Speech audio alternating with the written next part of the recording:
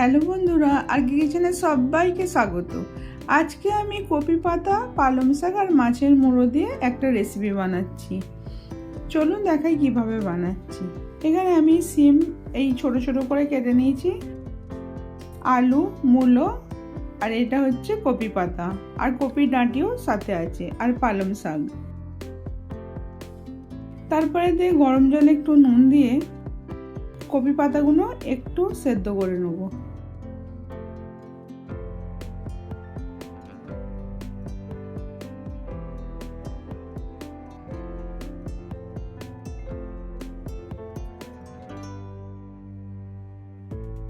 এবার আমি তুলে নিচ্ছি।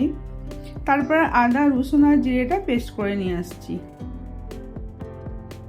একটু বেশি পরিমাণ সাদা তেল দিয়ে মাছের মুড়োগুলো ভেজে নেব।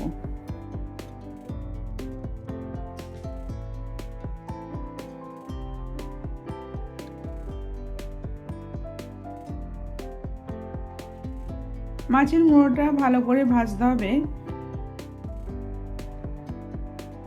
ভাজা হয়ে যাওয়ার পর তুলে নিচ্ছি।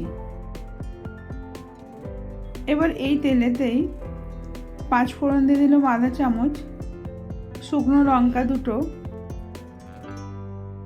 একটা পেঁয়াজ কুচনো দিয়ে ভালো করে ভেজে নেব। একটু হিং দিয়ে দিলাম। পেঁয়াজটা একটু লাল হয়ে যাওয়ার পরেতে এবার সব সবজিগুলো দিয়ে একটু ভেজে নেব।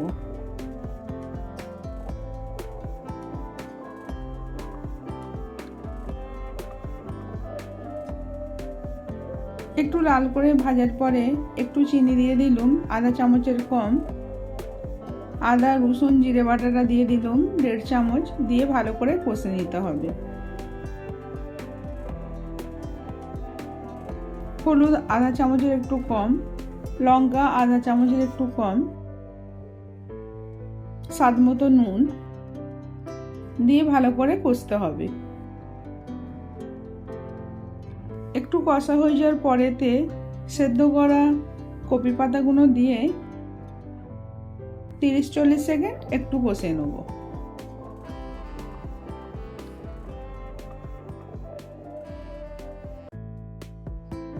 কষা হয়ে যাওয়ার পরেতে পালং শাকগুলোকে দিয়ে দিচ্ছি।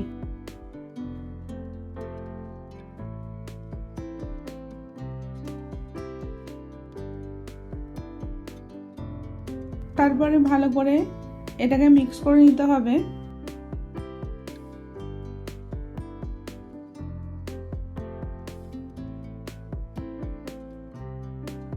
পালং শাকটা ভালো করে কষে নিতে হবে এর সাথেই, দিয়ে চাপা দিয়ে দিলাম। 7-8 মিনিট এটা সেদ্ধ হতে দিলাম।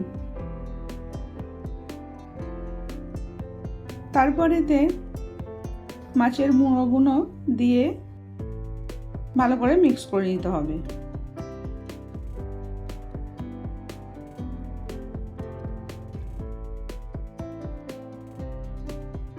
তারপর আরও চাপা দিয়ে 5 মিনিট এটাকে আবার ফুটতে দেবো। 5 ফোড়নটাকে আমি ভেজে নিচ্ছি। ভাজা হয়ে গেল, এবার আমি গুঁড়িয়ে নিয়ে আসছি। ওটা 1 চামচ 5 ফোড়নে ছিল। গুঁড়িয়ে নেওয়ার পরেতে এবার 5 ফোড়নের গুঁড়োটা দিয়ে দিলাম, দিয়ে একটু ভালো করে মিক্স করে নিতে হবে। এইভাবে বানিয়ে দেখবেন, 5 ফোড়নের গুঁড়োটা দিলে টেস্টটা আরও বেশি ভালো হয়। এইভাবে বানিয়ে দেখবেন। আবার অন্য কোনো রেসিপি নিয়ে আসবো।